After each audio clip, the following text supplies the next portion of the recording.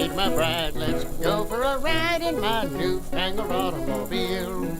Just where we will go, nobody knows, but it's sure a great way to feel. Behind the wheel of the Speed Meter Steel, it's my newfangled automobile. Hello and welcome to Vintage Car History. I'm Wild Bill. And in the late 19th century, a lot of people were working to both invent and perfect the car. Engineers and inventors, businessmen and fortune seekers from many countries jumped into the new industry with vigor. And we've already talked about a few of them from Germany, France, England, and the USA. Indeed, at this period of automotive history, Europe and the US were hot spots of the industry. But they were not alone. Elsewhere in the world, automotive entrepreneurs were also getting in on the action, even in places where Christmas comes in summertime and Santa's sleigh is pulled by kangaroo. Which brings up the topic of Herbert Thomson. Born in 1870 in, you guessed it, Melbourne, Australia, young Herbert was quite the handy fellow.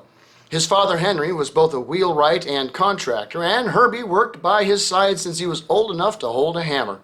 His pop was also good at what he did, and so Herbert got an education in engineering while being able to tinker in the various shops his father owned. One of Herbert's early interests was steam engines. At the ripe old age of 19, he finally set about to design and build a steam engine of his own. His engine, completed in 1889, was an excellent design.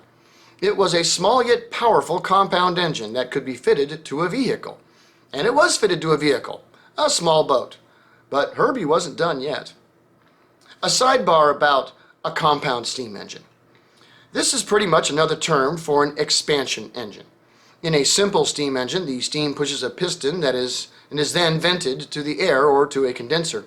In a compound steam engine, the steam pushes a piston and it is then sent to another piston to get some more push out of the same steam before it's vented or condensed. Folks who are into naval history will recognize the terms double and triple expansion engines and such to describe how many times the steam can be reused before being recycled.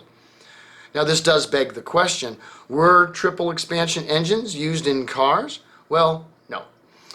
If you are building a ship and want more power, one can design a bigger hull to put the engine into. Not so with a car. Space in an automobile chassis is at a premium, and there comes a point of diminishing returns. Each time you add a piston to reclaim energy, you add a lot of size and weight to the engine. Also, the more time the steam gets used, the less energy it has to give. In a car, it doesn't make sense to use a triple expansion engine. Too much size and weight for the power gained. But a double expansion engine does make sense, and in the vintage automotive world, it was just called, and still is, a compound engine. Back to Mr. Thomson. His gears were turning, and he wanted to build a better mousetrap, or steam engine. He finished up his schooling, got himself a workshop of his own, courtesy of his pappy, and in 1896 set himself to the task of improving the compound engine. One of the problems with both his earlier engine and other steam engines of the day was that they had lots of moving parts and lubrication points, thus requiring lots of constant maintenance to prevent serious breakage. Within a year, he had an answer. Basically, he invented the slide valve compound engine. In a standard compound engine, the steam is moved from one place to another by a series of mechanical valves working together through gears, cams, and such. In Thomson's engine, the steam was moved to wherever it needed to go by a single valve in a single motion. This reduced the amount of moving parts as well as the overall weight of the engine. Herbert received a patent for it in 1897 for his improved engine and decided to get into the car business.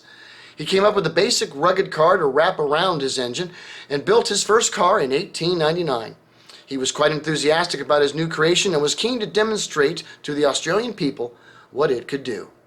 Like Bertha Benz, he decided a road trip would do the trick, and so early the next year he and his cousin drove the thing from Bathurst to Melbourne and actually made it. It was history being made down under, the first interstate road trip in Australia. Herbert planned on going into full production with an initial run of some 50 cars, and with orders in hand started to bang them out. This is where things started to go a bit awry. He ran into the same problem that video game designers run into today. It does not matter how awesome the game is, if it's launched with a gazillion crash bugs, you're going to lose your players. That's not too far off from what happened to Mr. Thomson's car. Yes, it did work, and the engine was great. The condenser was also of his patent design and had merit, but the rest of the car just didn't work. The steering was loose to the point the front wheels didn't line up no matter what you did. Suspension was bone-shaking, brakes didn't exist. And how about this? It did have a transmission of sorts. You could change gears by moving the belt to a different position on the pulleys, but you had to stop the car, get out, and physically do this in order to change gear. How practical is that? But hey, it doesn't have to be practical, it just needs to work, right? This is Australia we're talking about. In the end, Herbert Thomson built 12 of his steam cars, one of which still survives today. Despite the shortcomings of the car as a whole, his contributions to the advancement of the compound steam engine were significant. So grab a Foster's, which I've heard is Australian for beer, and drink to Herbert Thomson, which is Australian for vintage cars. Thanks for watching Vintage Car History. We'll see you next week. Peace.